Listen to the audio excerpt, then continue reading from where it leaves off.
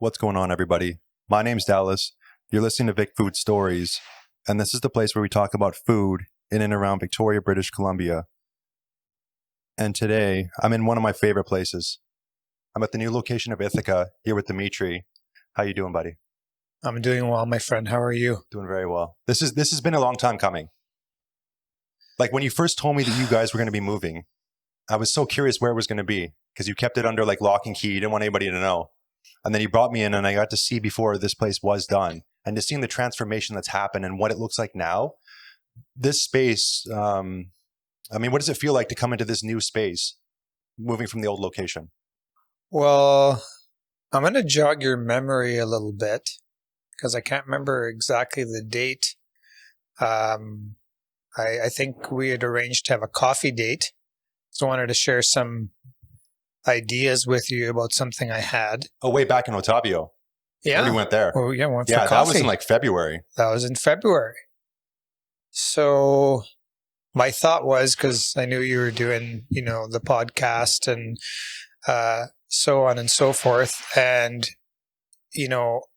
I'd come and had a look at the place with my wife and my family in January.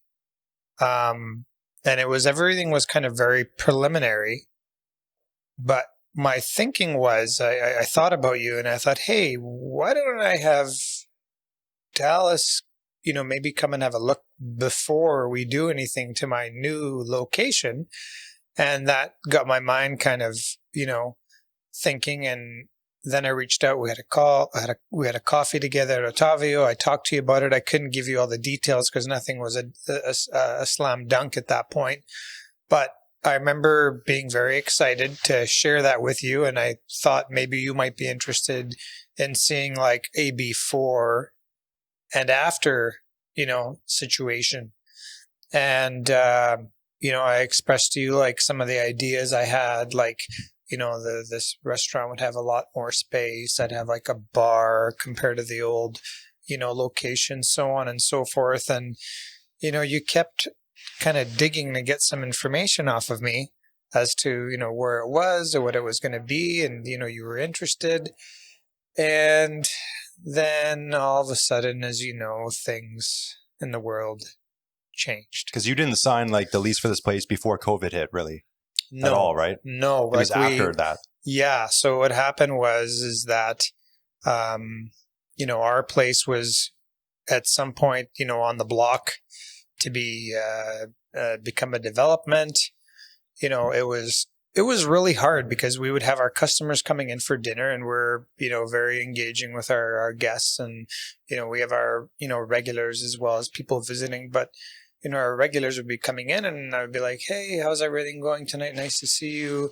How are you enjoying your dinners tonight? And people would be like, there's that sign outside your building. Like, what's happening with your place? And I'd be like, and it just was like, on top of everything else you're dealing with running a busy place, this is something that you don't want to be dealing with. Those like posters all around the block that, there's a new proposed development coming, right?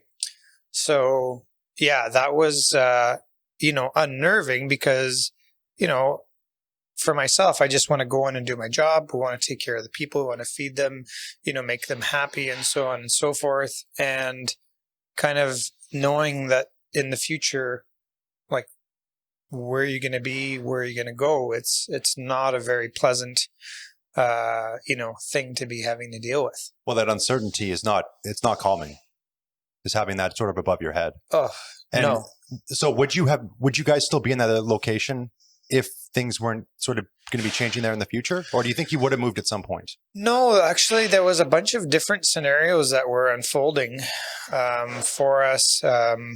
We had people approach us about places that this was even actually pre-COVID, places that were closing or people that, just like there was a situation where someone just walked away from their lease or whatever and stuff. And someone asked me if I wanted to go into, that space, and they would make it very attractive for me to go in, but I wasn't it wasn't something on my radar. It was basically the same size approximately that we have, at the old location.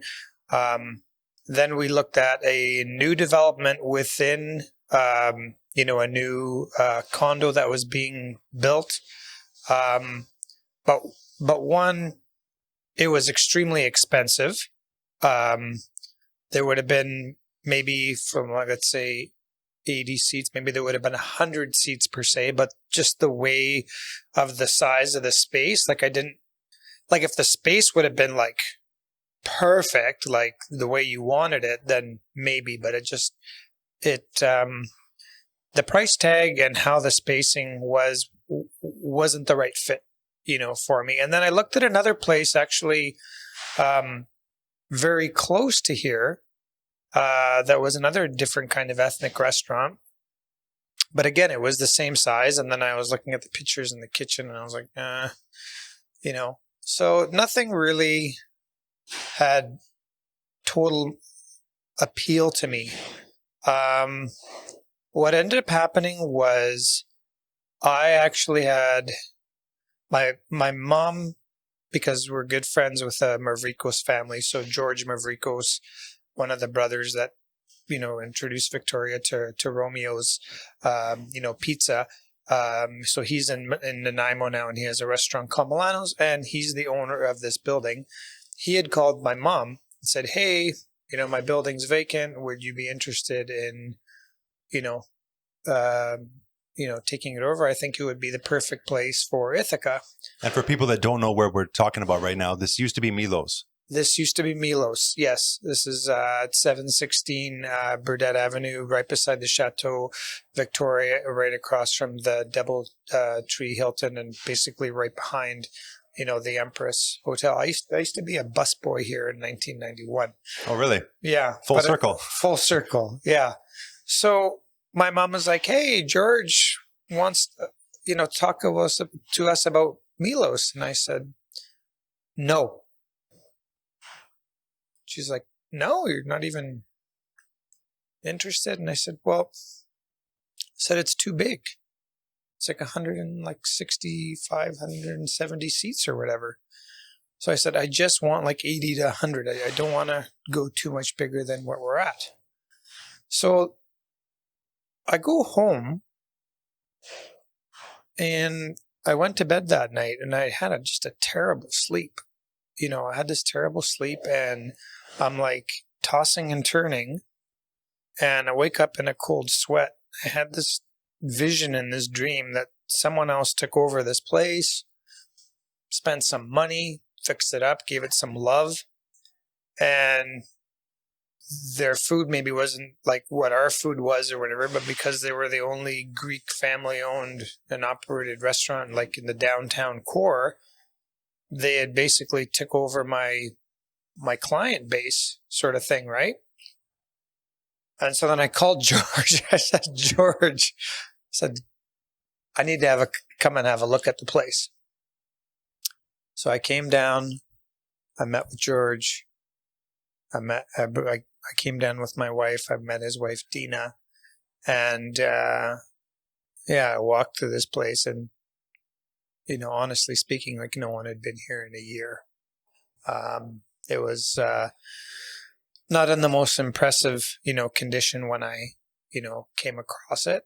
But when I saw it, it definitely needed some love and care. And it's a big space, like it's immense.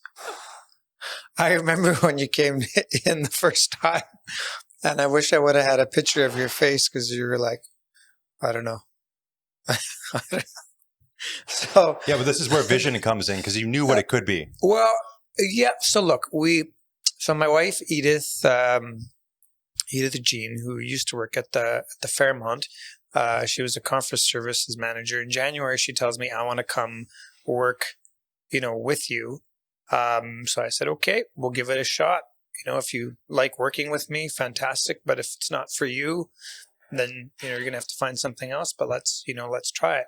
So she really had a hand, as you look around. I know later you'll show some angles of the restaurant and stuff and like how the look and feel of the restaurant. I, of course, had my, Greek kind of key influence things that I wanted to have incorporated.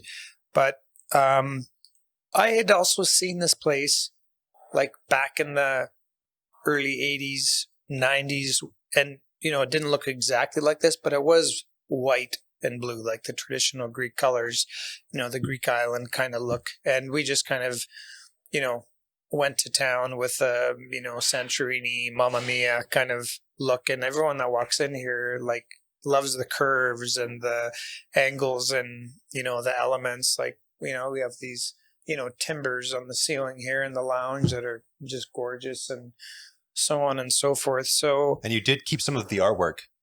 Because there was a bunch more artwork in here, but you kept certain ones. Yeah, I wanted to keep this one here. There's a mural here in the lounge, and that was in the early 80s. And George is there in the Greek white jumpsuit costume. They're dancing with folk dancers.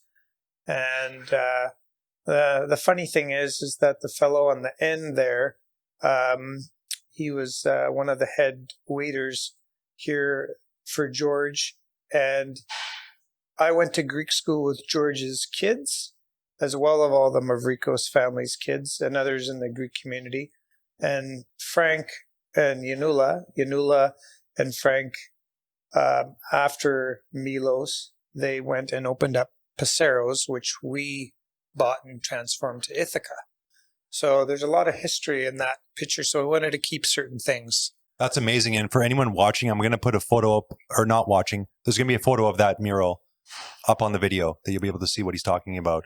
But I didn't realize that photo represents so much. Yeah. That's really cool. Yeah. I mean, so like you explaining that's the whole reason why I want to do these podcasts. Yeah. Because people could see that picture and never have no idea there's actual meaning behind it. And another thing that I find really, really cool is the actual meaning of the word Ithaka and how it pertains to your family. And there's so much meaning behind that. I'm wondering if you could sort of share that story. Well, and I guess start with what Ithaka means. Okay, so Ithaka is of Homer's epic poem, the Odyssey. So the Odyssey is the story of the journey, So, the Greeks, life is all about, the journey because, there's going to be the ups and the downs in life and the people you connect with and people you're with all the time, your family or friends.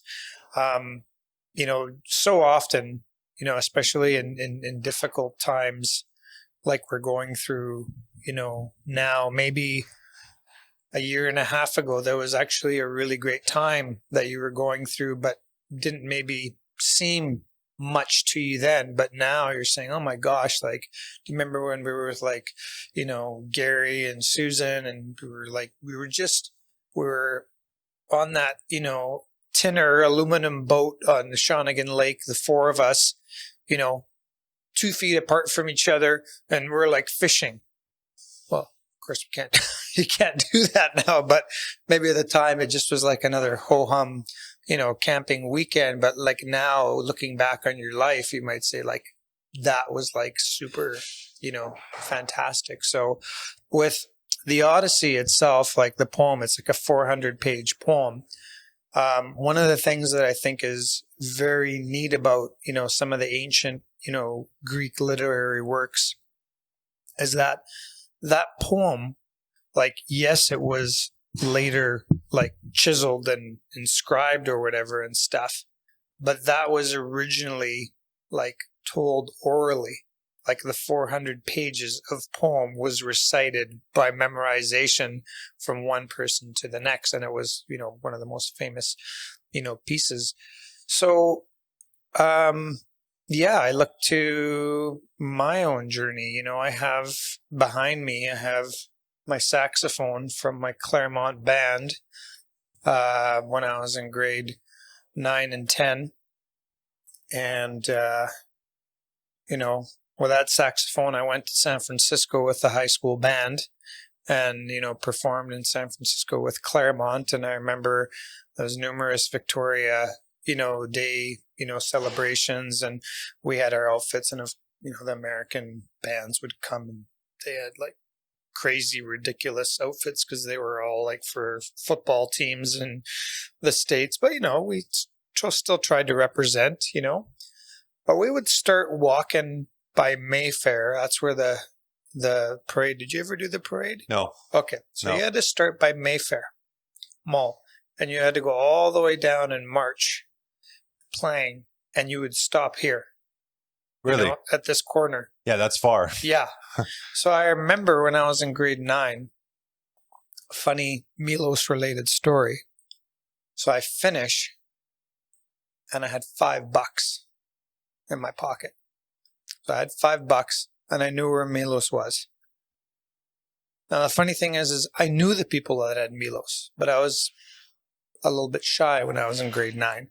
So I walked up to the restaurant in my band costume, my saxophone, and I came here. And where this patio outside here is, it was enclosed. So I went down and I'm looking now at the menu, and I can't afford anything. So the only thing I could afford was a bowl of Greek lemon soup. I had enough money for that.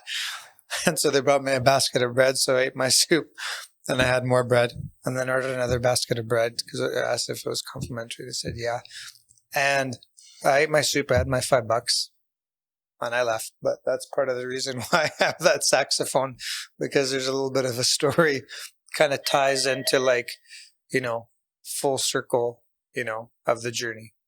Yeah. I mean, so that was one thing that stuck with me though, was the meaning of Ithaka, how it's, and I'll try and like sort of, I guess, put it in very short terms, but it's basically like your accomplishment, but it's not the goal itself that you get to at the end. It's the journey that you have to get to that point and the experiences and what you learn during that time. Like that's what Ithaka is, right?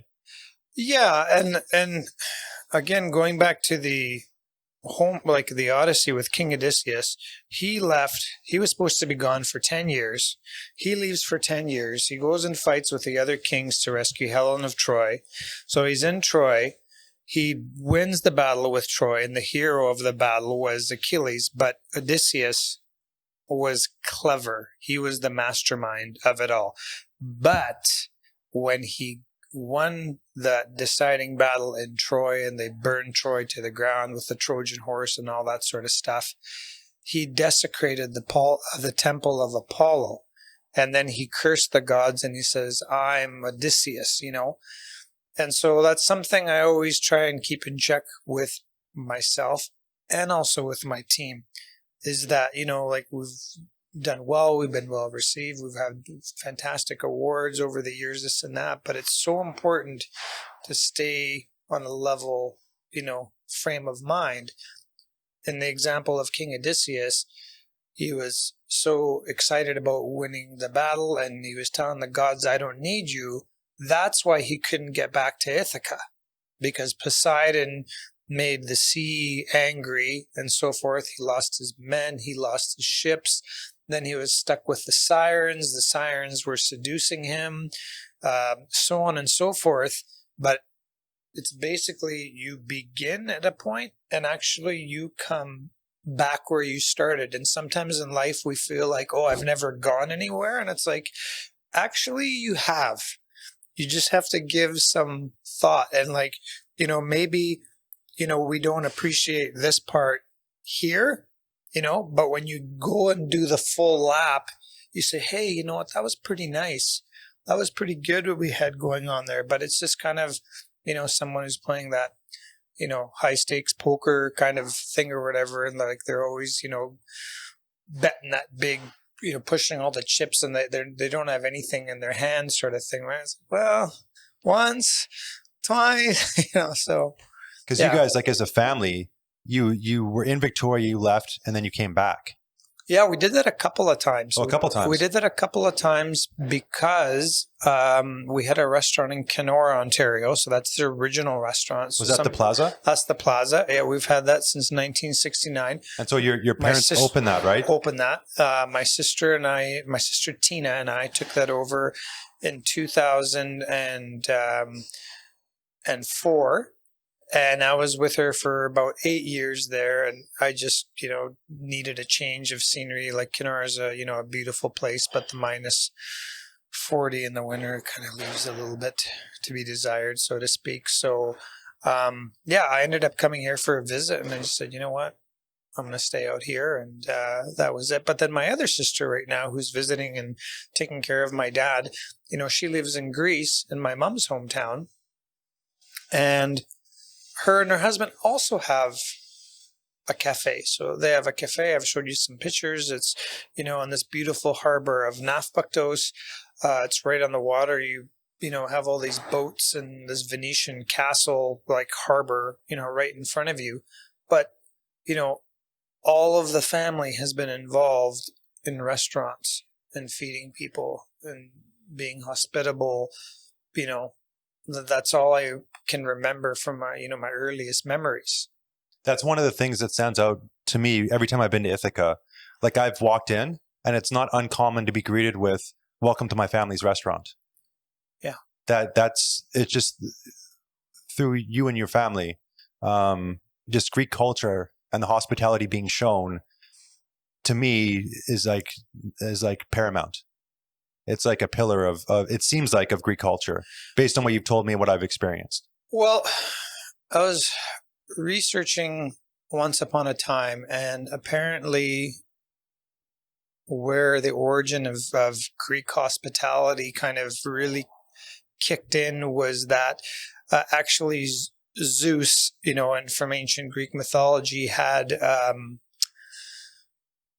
something to do with that, because apparently it was said that if you weren't a good host to a stranger, not a friend or a family member, to a stranger, and you didn't take them in and feed them and take care of them and clothe them or whatever, you would be punished by Zeus. So I'm thinking, like, in those ancient times, maybe like very, very vivid imagination or whatever by whoever was telling these, stories over a couple of glasses or maybe vases of wine, came up with that. And maybe the simpler people just took it to heart and went with it. But I know even as a kid, and it's not uncommon with Italians or, other ethnicities or whatever in terms of hospitalities. But I know as far as the Greeks go, when we do have guests, we would, of course, have the table, the house clean. We'd have, food and appetizers and wine and, more food than, you really knew what, would be needed for that evening.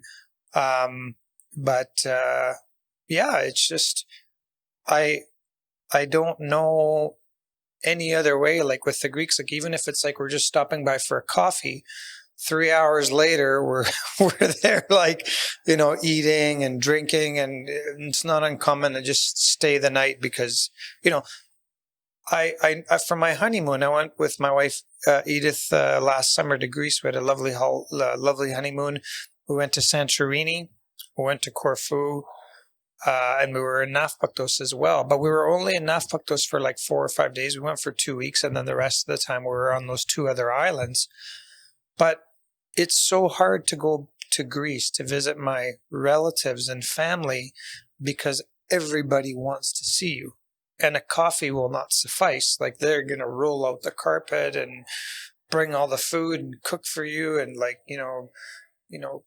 go grab a chicken and, whatever, it is. Like, you're really like royalty. So I'm not saying that that's what we do every single guest that, comes in. But one of the things I find with the hospitality industry in all of my travels, not just, in Victoria or in Canada or the States or internationally or what have you, is that there's kind of 2 camps. There's service and there's hospitality. So the thing with service is that there are many places that give really good service. Many places. There's some medium, some not so good, and so on and so forth. But how many places can you think of, not just here locally, but generally speaking, can you recall where you've had fantastic hospitality and where you were to feel so welcome, and, were appreciated that you came, to that place, and you kind of left feeling like you were part of the family. And I know you do have a few of those places, because you and I have talked about that. But I mean, the service people are like, sometimes even pre-COVID, they're like, but we're giving all this great service. And yeah, but I mean, there's other places giving good service, but what sets it apart from like that experience where people are like, you know what? Oh my God, we went to so-and-so's place. And there's a couple of places that I do go to, and I do get that, from those particular places. And there's other places I just go because I like the food, or, the service or whatever. But I mean, that for me, the emphasis should be on hospitality. Yes, you can't, not to have hospitality, but no service. But I mean, oftentimes it's just this focus is on service, and it's like, well, so there's like 50 options. If you had to define them, like service, is that just going through the motion of just providing, like making sure someone has their water filled and all that kind of stuff? Yeah. And hospitality is like a warmth. Is that, or how would you describe hospitality then? Well, hospitality, I think, to me, is having someone come in and greeting them, welcoming them, have them come into your, place of business, whatever it can be. It doesn't have to be a restaurant. It could be a hotel. It could be a place that has a bakery, or so on and so forth. But I just find the engagement between humans sometimes, like the business-like stuff, it's kind of cold. So it doesn't feel necessarily like, would you say, like genuine or authentic? Yeah, it's... Because I will say that everyone I've ever talked to that's come to Ithaka, like at the old location, yeah, everyone leaves and they legitimately feel like they've been to your house. Because like when they see your mom and she's making the food and she'll bring it out sometimes or whatever. Yeah. And it's just like people feel like they've been in your living room. Yeah. Just they've been welcomed in, and there's just a warmth to the room and just the whole experience, everything about it. There's a presence there. Yeah, I don't know. I love having good service, but there's just another whole gear when I've had the good hospitality with good service. And I don't want it to be confused with me having fantastic hospitality, but they're just, throwing stuff on the table, or, making a mess, or sloppy, or the place is messy, or it's, not clean. But it's like, yeah, I'm coming to your house. So what do you think is the number one pillar for hospitality? If you had to choose one thing, whatever that means to you, what would you say that one thing is to be able to provide good hospitality? I think you need to have a passion for it, right? Like I can see, like, two servers, for example, and one of them can give really, really fantastic service. It could be anywhere, any restaurant. I'm not picking anybody or saying anything or what have you. But that server in their mind might be like, you know what? I bought these boots last weekend and I need to make like $250 in tips. So I need to flip my tables really, really fast because I want to make a lot of tips. And if I give good service, I'll get that $250. Where people that understand hospitality and have that blend of hospitality with, attentive service, if they're not focusing on that carrot per se, and they're just doing what they need to do, all the good things will come. And what I mean, all the good things is that, usually the customer will acknowledge the experience that they had. The customer might in the future be like, you know what, when I come, I'd like to have, Dimitri Kayados or Tasso or Pat or Lana or whoever, one of the servers. I'd like to be in their section next time, because people do call and ask to have certain servers, take care of them. I don't think I've ever heard anyone mention that. Yeah. About their restaurant, that people request. People request to be in certain person's section. Yeah, I don't think I've ever heard anyone mention that. Yeah. It does happen. It does. Like I know someone, for example. That's really cool, though. Especially, I would imagine if you're one of those people that is being requested. Yeah. There's that. I mean, there's some type of relationship or connection that's happened there. Yeah. That's cool. I'll give you an example. My friend Tim Petropoulos, he's a managing partner up at the Fireside Grill. And I don't get out as much as I would like, but when I do go out, we'll go there sometimes, my wife and I or my family. But there's one server there. His name is TJ. He's got the hospitality. Shout out to TJ. Shout out to TJ, doing a great job. And the thing is that he engages with his guests, and his service is on point. He always, is so relaxed, even though it's like, crazy busy or whatever and stuff like that. But this person loves what he does, So again, it's not taking away anyone from, like, I don't want servers who, out there that are, giving, service that's really great. And they're like, oh, but I mean, I remember TJ. I remember Dimitri. I remember Lana. I remember Pat. Those are the people that people are coming, in for and wanting that. So I guess, hospitality for me really connects with memory. Right? I like that. Because you can have had really fantastic service at a place and say, oh, I went there. And you're like, well, what was your server's name? I don't know. The service was great, right? But the hospitality connects to a memory, connects to an experience, and the reward is those people will go back for that. Right? One of my top 3 meals of all time was at a restaurant in Seattle. Mm-hmm. And I think maybe like a third to half of the experience, why it's one of my favorites, is because of the bartender sitting at the bar and interacting with her. There was something that was just another layer added on top of the amazing food and what they were doing there. But it's that whole experience of her like customizing like drink pairings with all my food just randomly. But it was the conversation, it was the knowledge, the hospitality. It was really just hospitality. Yeah. That's the perfect way to describe it. But that took it to another level. Well, again, that person giving really good service, when the moment they have a free time, they're picking up their cell phone and where we're going to go later for a drink, or where we're, but the same time it took to do that, that server could have came to you and said, hey, you know what, you guys, there's a really, fun place called, a Little Jumbo. When I have guests coming from out of town, we like to go there. They do a great job over there. We go and have a cocktail or something like that. But I mean, I may have not known, as someone visiting, that cool little place or that cool little coffee shop or what have you. But I mean, if they've already had a nice experience with me, and now I'm vouching because of my own personal, not, necessarily the media, social media stuff or whatever, that's a nice place, and they go there. I've had oftentimes people come back and say, oh my God, we went to that place. We had a lot of fun.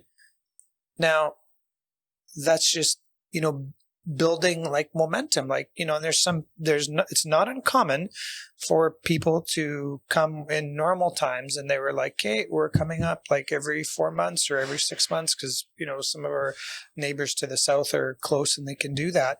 And they said, well, Ithaka's like on the list of the places we're going to go visit, and I might tell them to go somewhere else, because even for me here, some people were saying, oh, well, you're opening up and there's all this competition for other restaurants. And I'm like, well, these guys are all my neighbors, right? And, it's very important for everyone right now, to whatever capacity they can to be supportive of, the restaurant, hospitality industry, because, it's very difficult times. But, I'm not competing with, Browns beside me, or Commons, or the Local, or the Keg. Like, one of the managing partners of the Keg, she comes every other Thursday here with her gals, and that's she's done even for the last couple of years. So we talk about things, and they enjoy coming and having Ithaka night or what have you, and they have their own kind of Ithaka merchandise. They've put on order they want for the gals and stuff like that. But I don't know. We're a family restaurant, right? So I look at some of the other places, and they're kind of looking at certain demographics, and I find sometimes a lot of places are going after the same kind of crowd. But from visiting Ithaka before, like there could be a younger couple, it could be an older couple, there could be a couple of couples, there could be a family with a little one. Yeah, you could have 4 generations dining at the same time in this place. Yeah. So now it's nice because the lounge, for example, is primarily like tables of 2, so it's a little more intimate, and it's a beautiful, cozy room. And then we have the below bar area, which we have access with a ramp for disabilities and so on and so forth. And then we have the 2 upper, the main and upper dining room there. So we have a lot of different, spaces to. That is true. I mean, this place, it's open concept, but you do have these different areas that have different feels to them. Yeah. One thing I'm wondering is, like, when you had the previous space, because it was a lot smaller, bringing that sort of you're coming to my house feel, like that feeling. How do you do that in a space this big? Like, is it it must be challenging, I would imagine. Well, yes and no. Yes, because it is a big space. It's like the building's like 5,800 square feet. So it's huge. The biggest game changer for us is we went from like a 12-foot by 12-foot kitchen to 1,000 square foot kitchen, which we totally gutted and renovated in order to facilitate higher volumes of takeout. Now, I don't know if it ever happened to you at our other restaurant, but I know you dined in, but I don't know if you ever did much takeout. I never did takeout. Okay, you never did takeout. I never do takeout from anywhere. Okay, fair enough. Lately, it's changed with COVID. Yeah. Pre-COVID, I can't even think of a time I ever did takeout. Okay, so here's what was happening to us before when we were at our other location. So before, let's say you were in with a friend or a date or family or whatever the case may be. It's Thursday, Friday, Saturday night. Someone calls at 7:30 for a couple of takeout orders. Maybe I can do like 8-10 takeout orders before then, but at 7:30, I had like a soup pot where you could put 2 pots of soup on. That's all I had in my kitchen to keep takeout warm. So not only that, I had nowhere else to store it in the back, and our kitchen was just not designed for that sort of thing. So people would call and I would just say, oh, sorry, we can't do takeout. We're just too busy or whatever. So now we're actually doing a very high volume of takeout. People are wondering if we're going to, do like a delivery service like Skipper, all that kind of stuff. And I just said, you know what? No, we're not, because they're charging like 25 to 30%. And I'm sure you've talked to a lot of people like how much it's costing for these delivery services. For the moment, we're just doing pickup. In the new year, we're going to look to see about maybe doing a small radius, but it'll be Ithaka delivering to you. And I do have to say, there is a passenger zone right outside the restaurant. Yeah, there's 2 spots. There's 2 spots there. They have a 3-minute max, so people aren't just sitting there for forever. Yeah. So you can just legitimately drive up right outside, come get the food and go home.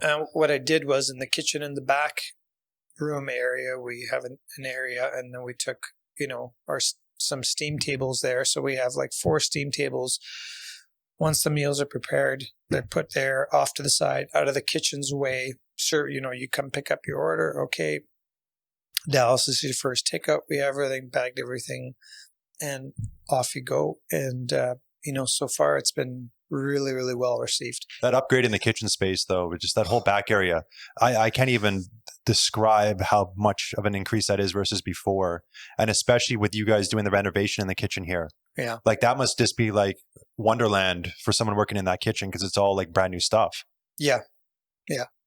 Well, you know what? It was out of necessity. So, the thing is that, numerous people have come to me and, mentioned even before and during and said, oh my gosh, I can't believe like during these times you're doing that. And I'd mentioned this to you when we had that coffee at Otavia. As I said, maybe I'm going to do like a market, so I felt that if in fact things just get out of hand that we can't control, with the situation that we're all facing, I would just make a market in the front of the house. So someone, yourself, come and pick up your takeout, pick up a liter of olive oil, pick up some olives, pick up some cheese, tzatziki, hummus, maybe some fresh bread, some baking, whatever it would be. But I mean, we all need to find ways in which we can push through this. Because for me, my feelings is that a human being will not survive without water and food.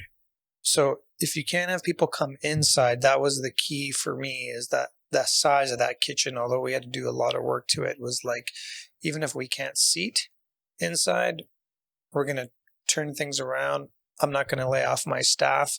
I'll have my servers be my drivers, that kind of thing. Because in the end, it wasn't about me in terms of this place opening. It was about everyone on the Ithaka ship, like, having a job. That includes me, my wife, my family, my staff. So I said, as long as everyone like has their paddle and is rowing, we're going to get somewhere, right? Yeah, you guys are really like a family here, because I think you said like basically everyone from the old location came with you to the new place, right? Yeah. There was a couple people. I would say like 97, percent or whatever. And then we hired, a couple people as well. So the thing is that, we had our staff come and even do a lot of the, work. Like we threw out like 35,000 pounds of like garbage out of this place, and dumpster after dumpster, and cleaned and scrubbed, and before any of the painting and the floor restorations. And what's the gentleman's name that was helping you when I came like that first time? You had the one guy that was, I think one of the cooks was here with you, and he helped you. Ricky. Yeah, he seemed to really be doing a good job. Yeah, his Japanese name is Ryoto. So Ricky, actually, an interesting story about Ricky. So Ricky's family has like something like 32 restaurants, like higher end restaurants in Japan. And he decided at one point that, he didn't want to do all that. And he grew up in Calgary or what have you, but he wanted to do his own thing. And I said, what, Ricky? He came to us, and, we have other good people, in our kitchen as well. But he was very, very passionate, and he wanted to learn and do all these different things. And I said, I'm going to give you the experience of a lifetime. I said, you're going to get to watch like how you can resurrect, a place like this. We're gonna do our own kitchen restaurant makeover thing, like Gordon Ramsay style. And we used to go for breakfast across the street at the DoubleTree Hotel. Like, this is, months into the planning or whatever. When we have breakfast, every other day, me, Dimitri and Ricky, and we would talk.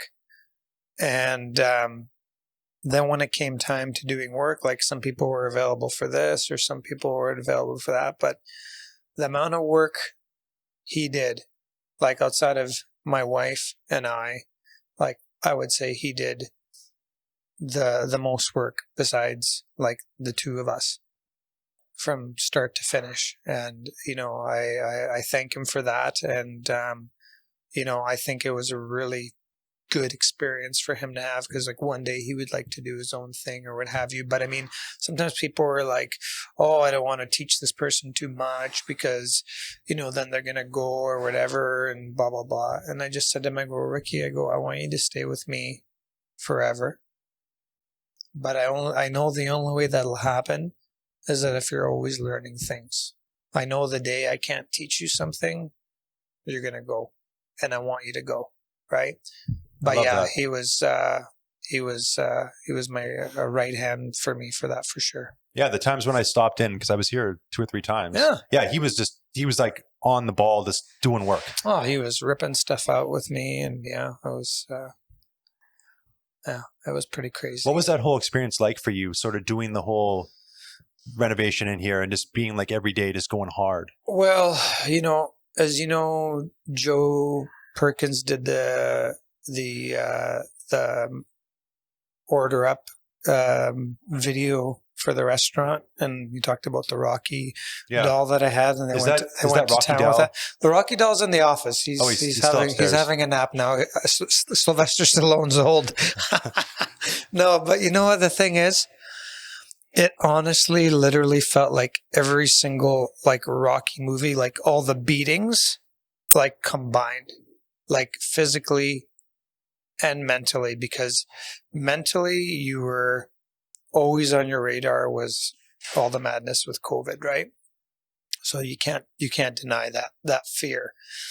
And the other part was like, I was like counting on my pedometer. I was doing like 25,000 steps a day, like 7:30 in the morning till like 11:30 at night I want to say that was for the last 10 weeks. And so that wasn't just like walking. You're like carrying stuff. Yeah. Like heavy stuff. Way out of I'm 155 pounds soaking wet. I was way over my capabilities. Did you lose a bunch of weight working that much? Or were you able to maintain? No, I maintained, but I mean, I'm 40, I'll be 45 at the end of this month. I do have to say again, you do not look 45. I remember when we came in that one time and he kept asking you, dude, why do you look so young? And it's the olive oil, and it's the olive oil soap. Yeah, I know. You were telling me about that soap. Yeah. I want to try this thing. Yeah. Because it is crazy. It's just every time I see you have like no wrinkles. You know what? I think actually all my family has, fairly good genes, in terms of youthfulness. Like my sister, Tina, she's older than me, but she, still looks very young. My brother Andreas, I wanted to mention that he's doing his car detailing now. So he's, I see those videos on Facebook. I enjoy them because it seems like he loves it. He loves that. He gets right in there. Yeah. So I miss seeing him play the bouzouki. Yeah, I know. Right now I have a bouzouki there. He strung that one for me. That was an old one that was in here, but I'm sure at some point he'll come down and do a little bouzouki jam. But so one thing about the bouzouki at the old restaurant was that Andreas would play it, sort of walk around. People would put money in the bouzouki, and then you guys would donate everything from that to, it was St. Vincent de Paul, right? Yeah, St. Vincent de Paul. We would make a donation. Well, we used to break plates too. I was going to get to that. Yeah. So and then they would donate you the plates. Was that right? They would donate us the plates. And you would give them donations that you received from him playing? Yeah, we would also do some stuff with a wonderful friend of mine, Andrea Paquette, who's the bipolar babe for mental health issues. And another, among other things, but the ones that are super important to us, another one that we like to contribute and donate to is my friend, my good high school friend from Claremont, Dominic Butcher. Dom Butcher, he facilitates the mini World Cups up at Lochside in Cordova Bay. So, apparently for some bizarre reason, the Greek team, and maybe if there's enough comments in here, we can get them reinstated.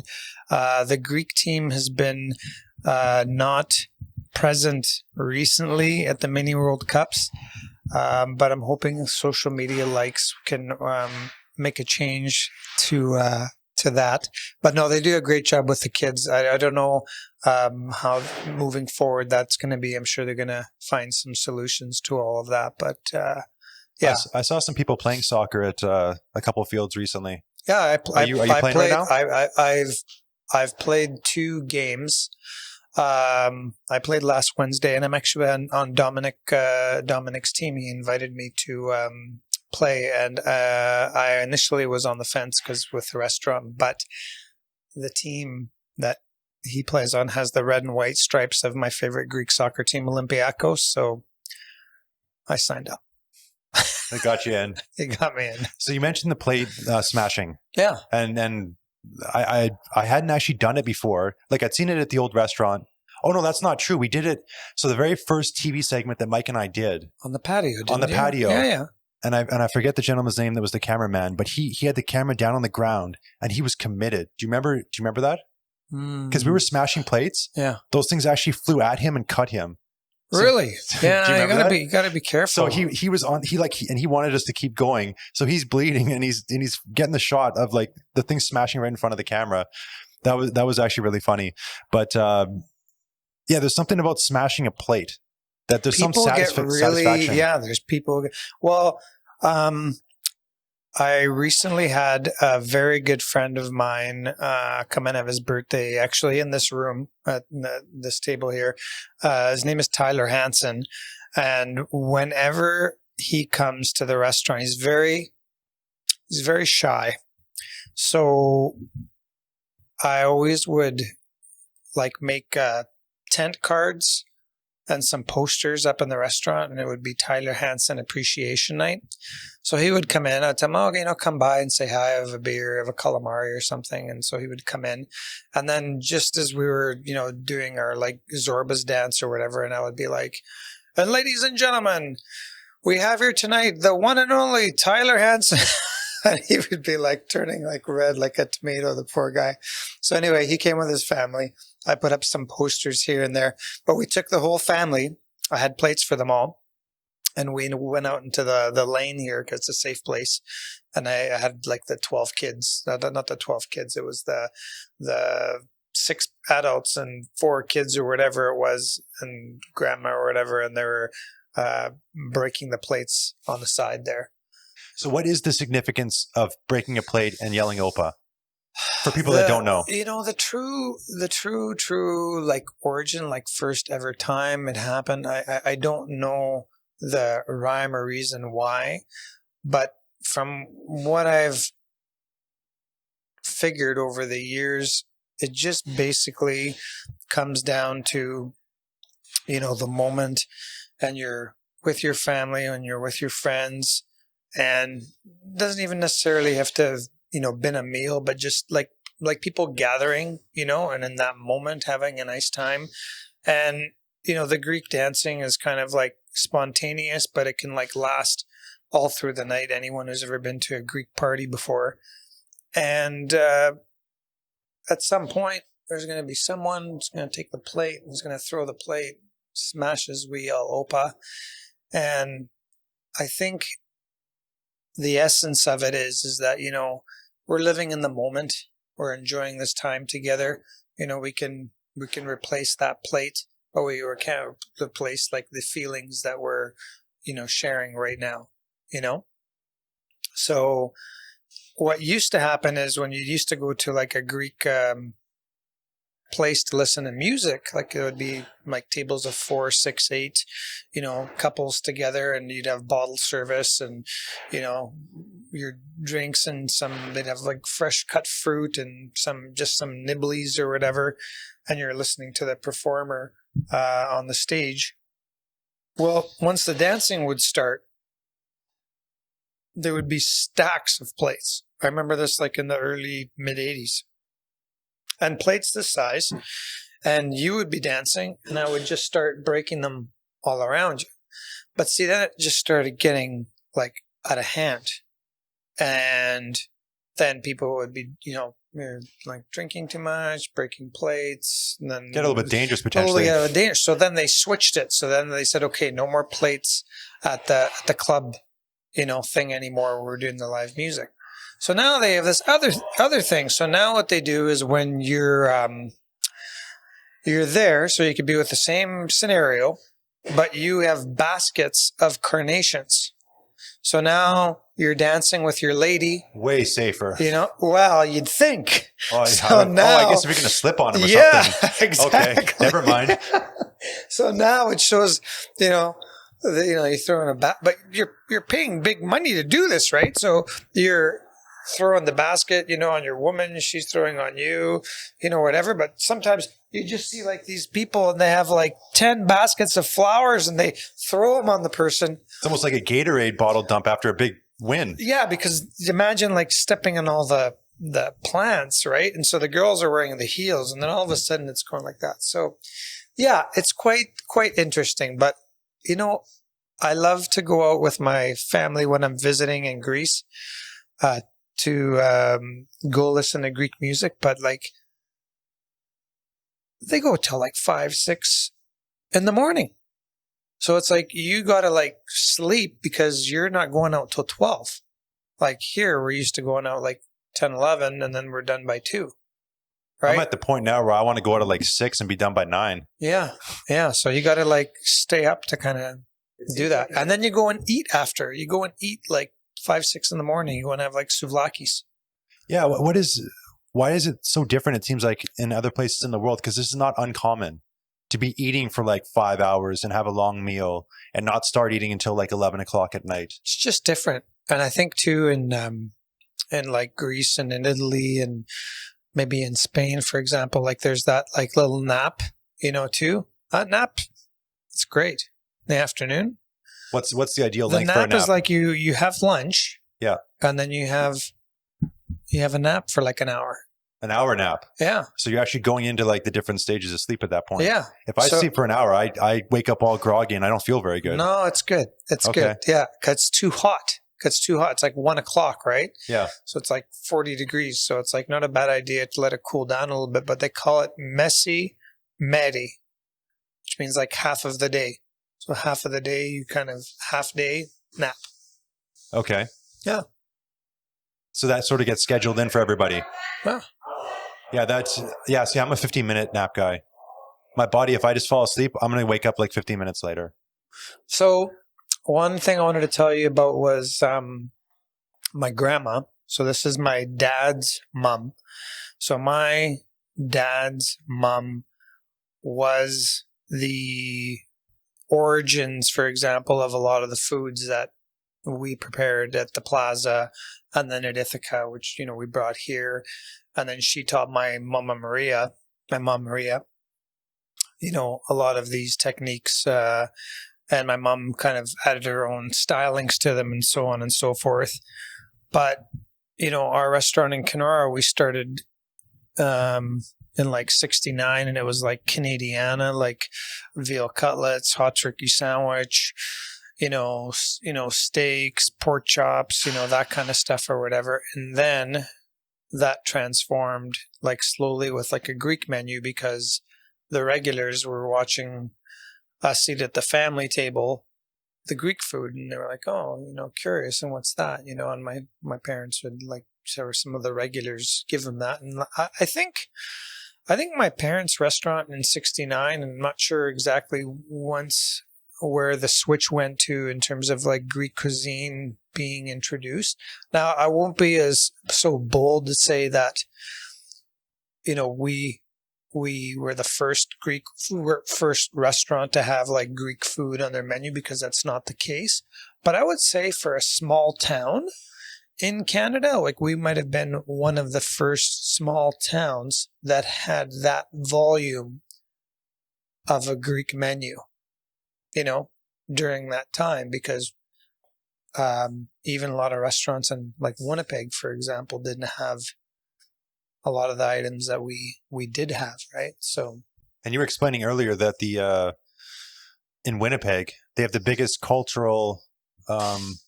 Winnipeg has the largest. Shout out to my Winnipeg peeps and Greeksters. So Winnipeg has one of the largest ethnic festivals in Canada called Folklorama. So Folklorama is basically the entire city for, I believe, a month, 2 weeks or a month. I can't remember. It used to be like 2 weeks and it became a month, I think. And I just celebrated I'm not sure if it was their 50th year of Folklorama this past year, if I'm not mistaken. So basically, throughout the city, like churches, high schools, different like arenas, like different venues, and you would go to, the Swedish pavilion, you'd go to the Ukrainian pavilion, you'd go to the Greek pavilion, which was at the St. Demetrius Greek church there. Hungarian, Jamaican, you name it.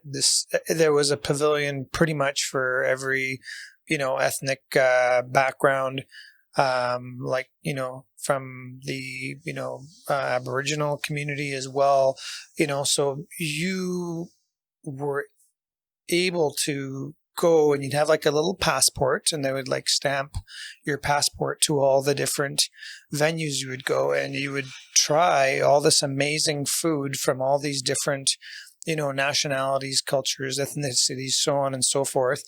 And then they would have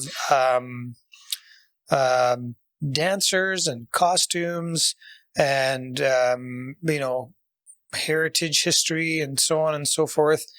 And yeah, it was really, really cool. Like, I know here we have Greek Fest. I was going to ask about Greek Fest. Yeah. Because did that happen this year? Greek Fest did happen. It did? It did. Okay. You bet your souvlaki it did. And were you guys involved with that, obviously, then? Yeah, I did some volunteering. My mom was there more, and my dad as well. But I did a little bit of volunteering there and helped feed some of the people there. It was different this year because they did like takeout format that they normally don't do. But they didn't have Greek dancers from Greece and local Greek dancers and other ethnic groups that would perform and so on and so forth. So yeah, it was a little different. But was it over by the Commonwealth Pool again? Yeah, it was at the Commonwealth Pool there at the Greek Community Center there, the Greek church complex there. So, yeah, the thing is it kind of ties into, what I mentioned earlier is like human beings need water and food. So Greek Fest being a massive, regular event here in Victoria that draws all these people. So these people didn't have the entertainment, but in terms of like the volumes of food, like I'm pretty sure, and I'm not exactly 100% like what the numbers were, but I think they fed roughly the same amount of people, they did without the entertainment sort of thing, because people were getting in their cars. They know it's that time of year. They want their Greek food. Of course, there wasn't any Greek restaurants, except one, I think, that was open per se, right? So, I don't know. Yeah, I went last year, and I was amazed how many people were there. Yeah, it's a big event. It was packed. It's a big event. It was really packed. Yeah. One of the things that I love when I come to Ithaka, and I feel like it's mandatory, if you eat cheese, you have to get the saganaki flambe. Yes. You have to, what percentage of people order that thing, like, of tables? Out of 100%, how many people would get it? I would say out of like 20 appetizers, that it would be 20 appetizers ordered. I would say 13 to 14 people would order that. Wow. So it's almost like 3/4. Yeah. Yeah. And for anyone that hasn't seen it, it's a little pan, and they do the flambe right at your table.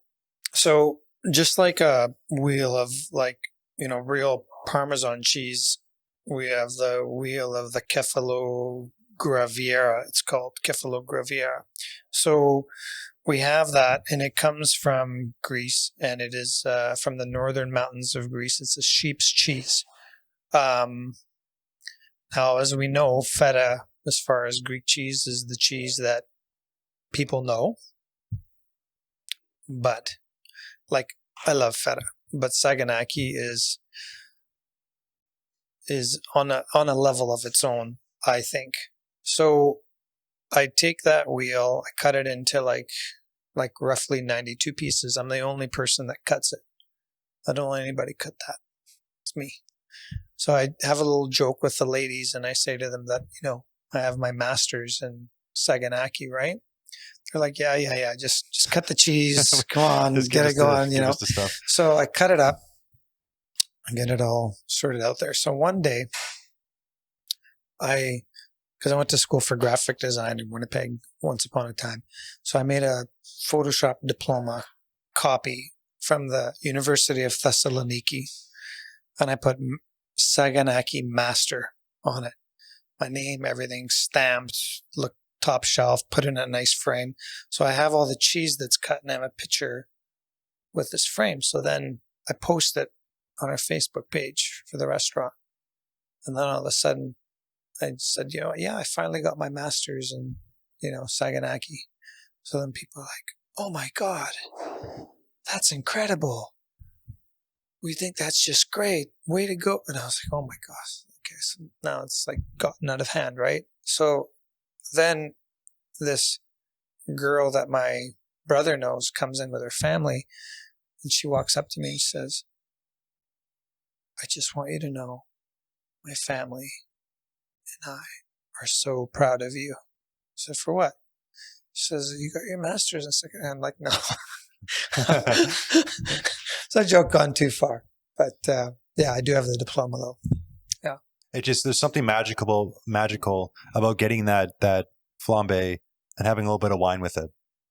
That combination is just next level. Yeah. Red wine. Well, I think, honestly, if you order Saganaki, Greek salad, and calamari, you're good. Some wine. Lovely. The calamari you guys here, that's another thing. That is so good. Yeah.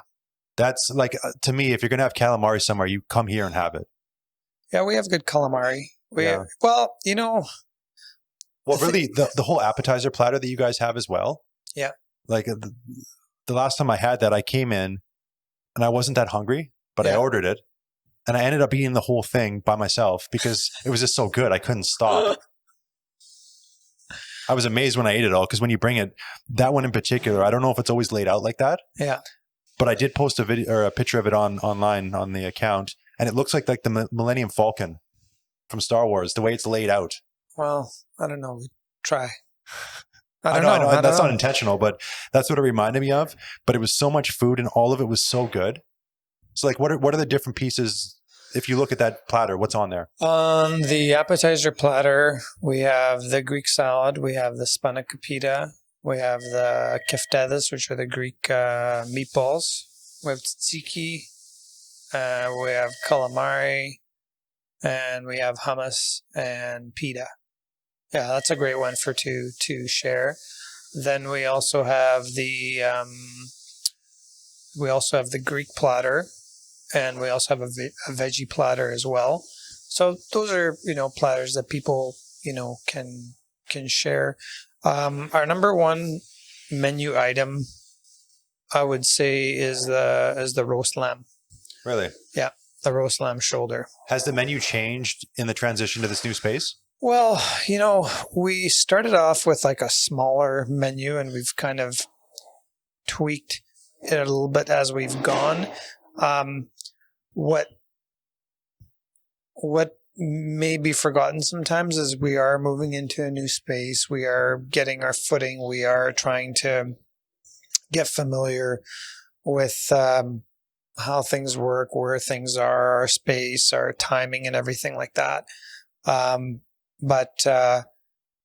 we feel we're back into a rhythm, and we have it on a good, consistent clip.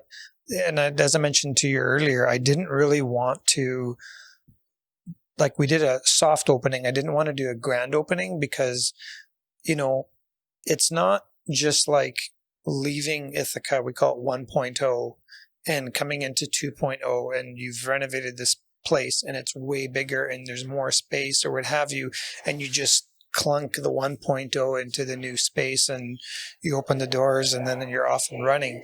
So it's it's like, playing in a different hockey rink or something like that. You need to know where the bounces are and how you can do things and the timing of the kitchen.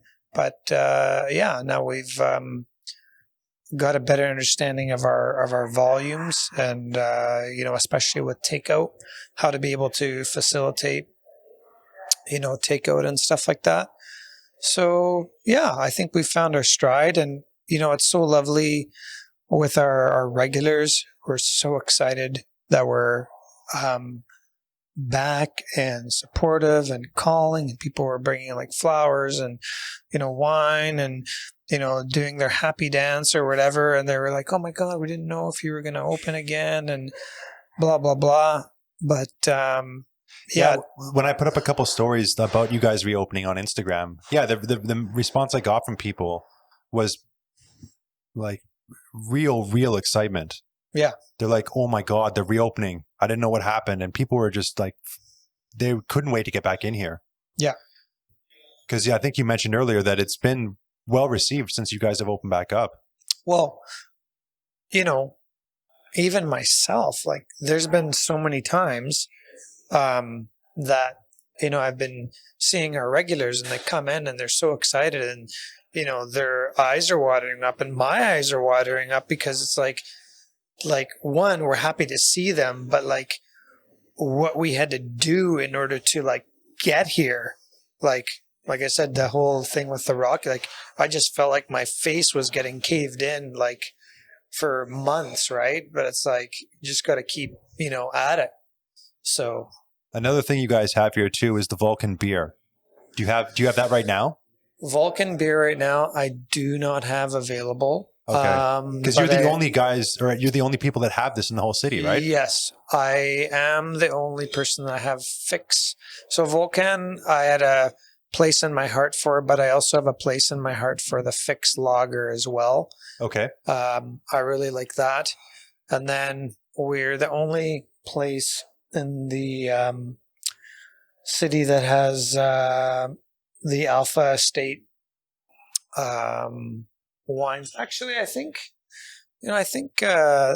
Cafe Brio was selling one of the Alpha Estate wines for a while. I'm not sure if they were, but I know that we're the only one carrying the SMX, which is the Syrah, Merlot, and Zino Mavro. So for me, we have wines from other places, and it was the same thing even at the previous location that we had. Like people would come in, they would be like, oh, my Australian, or I want my Californian, and I'm like, I'll bring you that, but try this.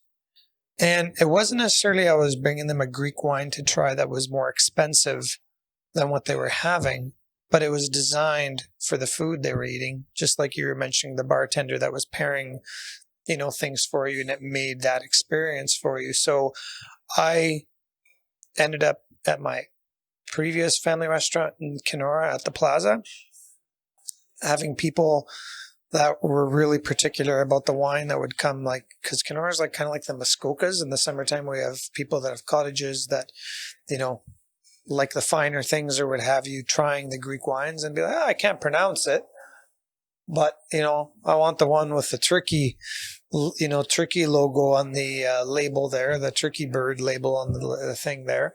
So yeah, I'm like, if you don't like it, have what you're having.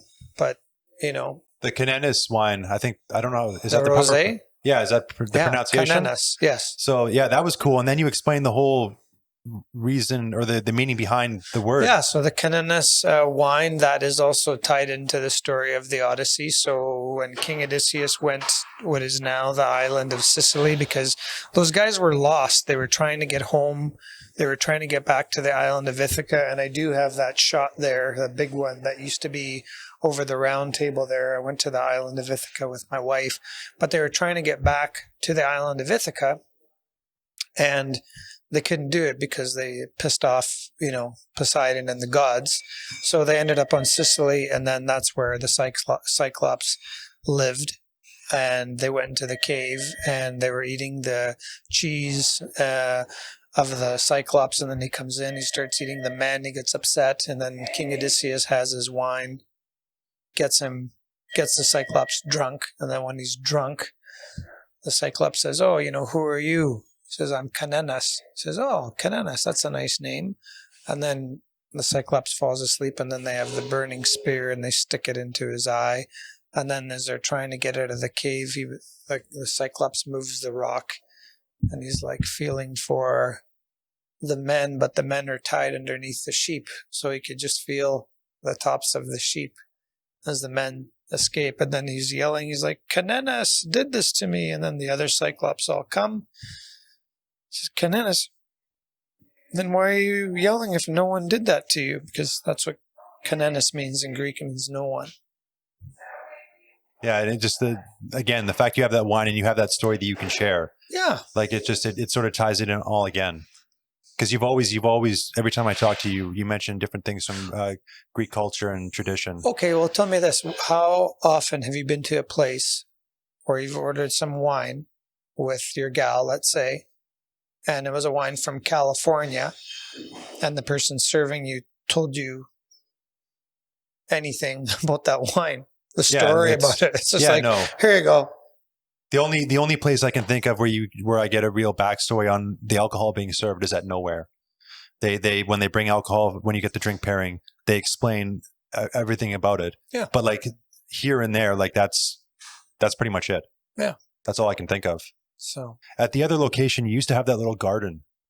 Is there any aspiration to have any type of little garden here, like on the patio? You used to have one there. Yeah. Right now, my issue with the patio, we never really took that head on as of yet because the weather was changing as we were finishing what we're doing. But we're going to look to, in a very aesthetically pleasing way, put some glass on either end of the patio, and then maybe have some windows that kind of slide or open in a nice way. So when it is a nice day, you can have that, but a little warm up or what have you.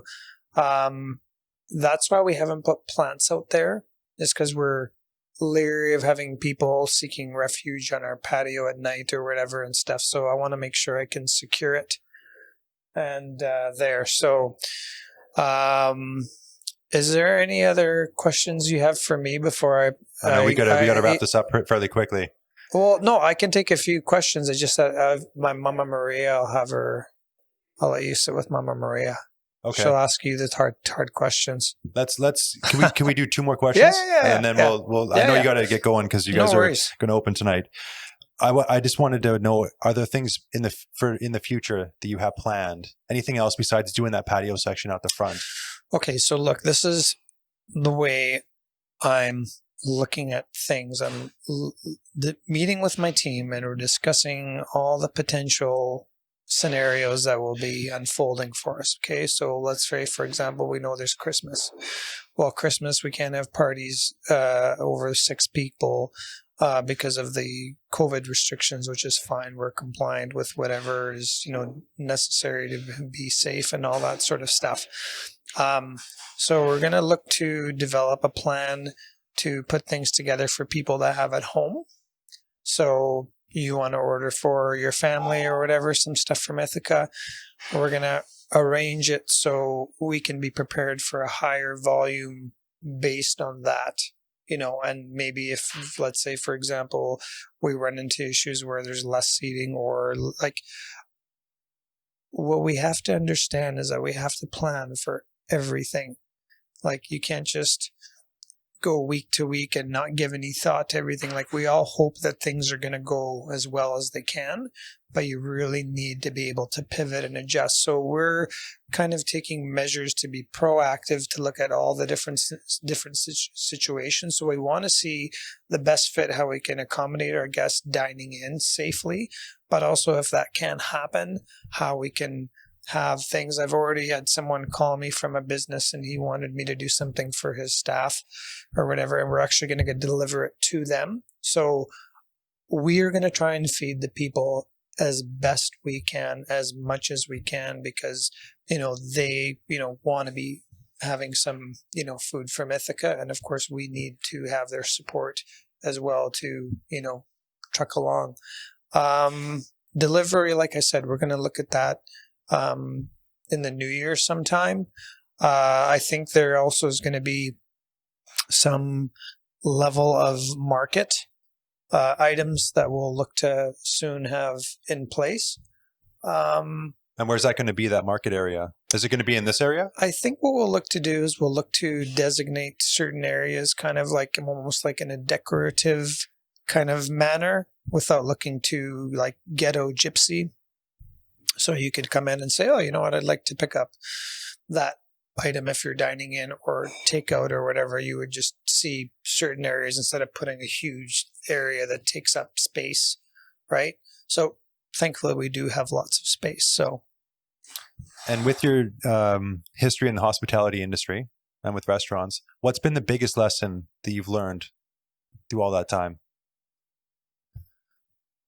Well, you know, I know I can think back to like the 80s, like in terms of like in my mind, like I can think of the early 80s, like when my family restaurant was like tremendously busy in Kenora. Like it was just lights out because there wasn't a lot of restaurants or a lot of, places in the small town in the summertime. It was, very, very busy and stuff. But then, I can also remember in the wintertime when it was going out in Kenora -40, in February on a Monday night. You know what I mean? So I've seen like chaos and like flatline, in there. I've seen recession, in the mid 80s or whatever. Again, in the early 90s. I don't think anyone's seen anything quite like this, like in our generation per se. But, a lot of people have this misconception with restaurants that there's this huge amount of revenues that is like generated that's just ridiculous, and it's like you have the Mercedes AMG cars for all the owners and blah blah blah. It's like, well, what I know is that when $1 comes in, like 7 cents after everything else is taken care of. And I know you've talked to many people that have restaurants in the industry, like they probably mentioned that there's this misconception by people that it's all this, money that's in there. A society where we want everything to be as cheap as possible. Yeah. Food is not priced properly, I feel like, right now. Yeah. So the thing is that I just think you need to do your best to, persevere. And for myself, I feel that I will try to, with my team, fight the best fight that we can. And, if we're going to go down one day, like we know we went down swinging, because I didn't want Ithaka to end, as of when I pass by the old building and see the lights off and, it looks a little sad story. Like here, it's like, I think there's hope in this space, and, people have been, very amazing and loving and caring, but, I can't emphasize enough to everyone, like, please try and support your local, businesses. I think there's a little more, like, not just because I'm a family business myself, but I mean, family businesses, that local dollar going into the local family business as opposed to like the franchise. Like, not saying like don't support franchise restaurants or whatever, but I mean, if you look at where the support of people goes to in this place here, like who and how it's affecting, it's far different from the other people that have like 40 restaurants or 30 restaurants, and they might close 4 restaurants to be able to keep the other ones going, and maybe they're not going to be giving as much thought to the people that they had to let go. Or me, in my situation, I'm giving thought to every single person, like how I can keep them on now, and if things do get out of control, like, because like this is my family. So the way I kind of look at it is, if you want a place to be around, go spend your money there. Yeah. That's basically what it boils down to. Yeah. Because if people aren't spending their money somewhere, or potentially like you can find something cheaper somewhere else, but you want that place here as well that you would sometimes go to, like that place might not survive. So go support. Yeah. Really important. Yeah. And if you don't feel comfortable coming in, Order takeout. We'll make 100%. you a wonderful meal. I think Made we with might love. get your mom in here a little bit, but before we do, if people want to know more about Ithaka, keep on track of it. I know you have the Instagram account now. Yeah. Where should people go to sort of keep tabs on what's going on? We're just redoing our website right now, but you can go to ithakagreek.ca. That has our most current information on it right now. You can go to our Facebook page. I'm on Instagram as well. Yeah, we're here to feed the people and make them happy. I love it. Yeah. Thank you so much, Dimitri. Thank you so much for having me. And well, everyone in all the restaurants seen in Victoria, keep feeding the people and make them happy. Support your favorite restaurants. Maria, thank you for taking the time to sit down here. Well, thank you for having me. One thing I love is at Christmas time when I would stop in at the old location, and you had all sort of those treats that you'd make around Christmas time. Yes. And there's sort of like a little gift basket almost. Yes. I think that, last year even I stopped by just randomly just to say hi. Okay. And you sent me packing with one of those little baskets, and those treats that you make are so good. Well, thank you. We do that at Christmas time. I'm hoping we'll have time to do that this year too, for special customers, for people that have supported us. And it's my pleasure to do that. So those little things you make in those little packs, would those be things you would only traditionally make during Christmas time? Most of the time, yes. They're Christmas cookies, the courabiers with the icing sugar and walnuts and brandy. It's like a shortbread with a little bit of icing sugar on top. There's the mello macarona, which is a honey spicy cookie, and of course baklava, and I can't remember what others.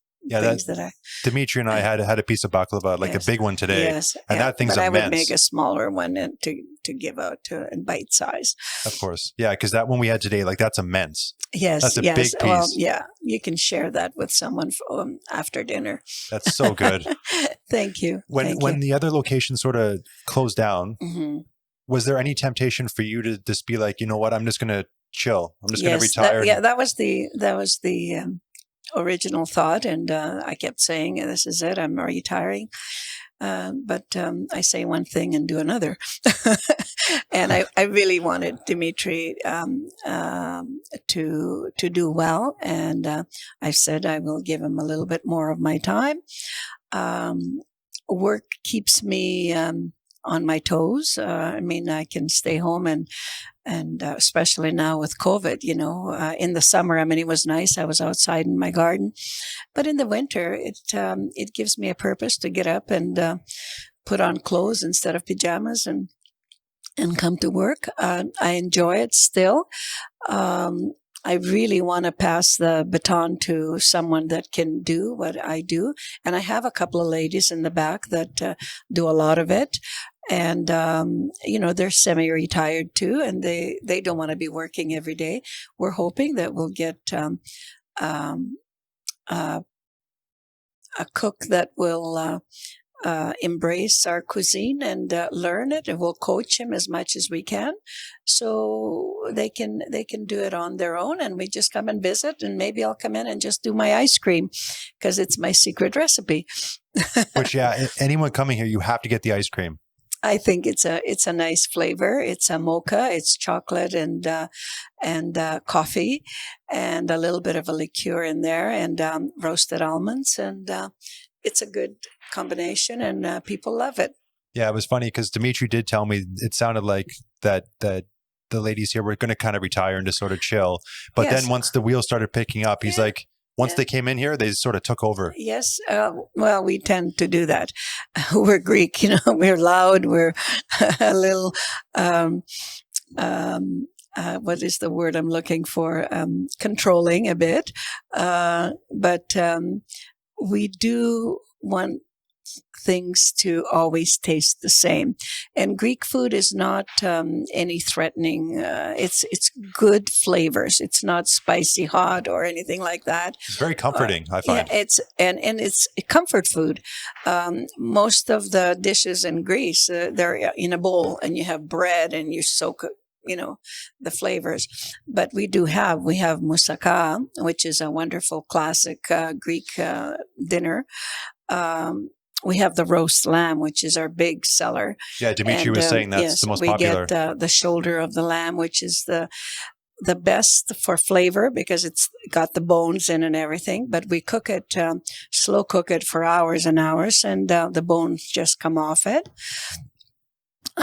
People have really embraced our cuisine and loved our food. And the people that have come here to the new place, which is a beautiful, beautiful restaurant now, with so much more capacity that we can. We can put people far away from each other, distance, and for COVID, and for all of us to be safe. We all want to be safe. I'm 73. I don't want to get sick, and I don't want anyone getting anyone else sick. So that is that we're taking all the precautions every day. Also, I would like to tell people, since we don't have a lot else to do, they should come out and have dinners in a restaurant. It's not just having a dinner. You can always have something to eat, but it's the ambience of this beautiful restaurant, the service, just the energy, I think, is there. And you go out feeling happy, like you've done something nice for yourself. We can't travel anymore. We can't see a lot of family. But I think keeping the distance and having this beautiful restaurant here is a nice place to come to. And because part of it is I talked quite a bit with Dimitri about hospitality. Yes, and we do. There's a very cool energy at Ithaka. I think so. I've always stressed that you got to treat people like they're coming home to your kitchen to eat and feel good and go out being happy, leaving a tummy full, but also a good experience. And we have our regular customers from the old Ithaka, and they're so happy to see us again, and we're so happy to see them. I always loved it when I would see you walk out from the back. I do come out once in a while. But you just walk out and you always have the biggest smile. Well, I do love what I do. When we immigrated to Canada in Thunder Bay, my dad had a little restaurant after a year or two, and we all worked, and I've been working in the restaurant industry for a long, long time. So I've done everything. I've done bathrooms. I've done mopping. I've done dishes. I've done line cooking. I've done waitressing. So I know the business, and I love it. That's all I know. I could have been a singer if I was allowed to, but I wasn't allowed to. So here I am. I'm a cook. And so was the Plaza? Was that your first restaurant? Yes. Yeah. That must seem like quite a while ago. Yeah. When my husband and I got married, my dad had a little restaurant in Manitowoc, Ontario, which is outside of Thunder Bay. It was a mining town. And then when I got married, we moved to Kenora, and we bought my uncle's restaurant, which was called the Plaza. And we never changed the name because it was right downtown Main Street. The highway went through Main Street, Kenora. Kenora is about 12,000 people. And it was sort of a diner style in the first years. And then when we introduced Greek food, and then we got a liquor license, and we upped it, and we did very well there. Kenora has a lot of wonderful memories. I had all my 4 children there. So we keep in touch. And then when we came out here, we didn't know how things would be. But again, Victoria was very, very good to us. Yeah, because and still is. Your family. You were here. You guys left. Yes. And then you came back. Yes. Yeah. Well, we love the weather. When you live in Kenora, Ontario, and most of the winter it's 30, 40 below zero, this is a piece of cake. I would agree. I haven't experienced that type of weather, but I would imagine. You get used to it. You live everywhere your home is, your loved ones are. You do what you have to do. But having a choice at some point in your life, it's wonderful to be out here in Victoria. 100%. Yeah. I was very lucky to be born here. Yes. Yeah. And the recipes that you have at Ithaka here, how many of those are like family recipes? They're family recipes. They're family recipes. We just have to sort of double them and maybe triple them sometimes. And what we've tried to do and achieve is to keep the flavors the same. When you're cooking for your family, and then when you're cooking for 100 people, sometimes they lose, but we've tried to keep those flavors, and we've been successful up to now. So with the dishes you're doing here, like if you're in Greece, would it taste the same? Or You is know, there a I've difference? had people tell me they were in Greece and our food is better. Now, sometimes a lot of these people go to a lot of the touristy places and, you know, it's sort of done like a fast food style, and they don't get, you know, to sit down in a, I'm not saying that there's not good Greek food. Greece has beautiful food, but, you know, sometimes when you hit those touristy places, then they just, you know, run it very quickly and they don't have the same time to prepare it. It's not the same. But Greece has good food because it has the sun and the vegetables are just fresh. And, you know, you have a tomato in Greece and you have a cucumber in Greece and it tastes so much better. The eggplants, you know, they're sweet. And here we have to deal with a different kind of produce that we get from California mostly, and maybe some from BC. But we just try to keep the flavors, though, as close as possible. There was one story you told me that back, I guess, in Greece, I don't know if it's the town where you're from or that area, but pigs would be raised during the year. Oh yeah, So in our area, yes, they would buy a pig in the summer, a little piglet, and they'll feed it, and then by Christmas it was 200 pounds, you know. And they used every little bit of that pig, you know. They, the fat, they would melt it down and put it in these jars and have it, you know, instead of butter. You know, they would use a spoonful of that to flavor cabbage or potatoes or rice and things like that. They would make sausages. And actually we have a sausage here that's made out of pork, and it's so good. And a relative back east is sending it to us just for us here. Oh. And the cost is a little more than we'd like to, but you know what? It's still a wonderful product, and we have it. And the Greek sausage on the appetizer menu is a must try.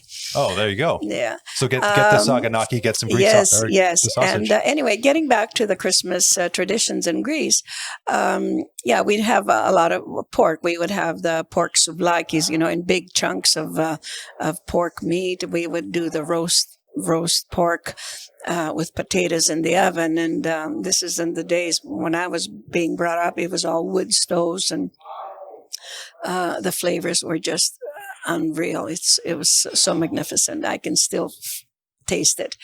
The skin of the pigs, they would make shoes for kids, you know. And I mean, it was just like a sandal, but you have to remember that Greece went through wars and civil wars and a lot of poverty in the 30s, 40s, and 50s.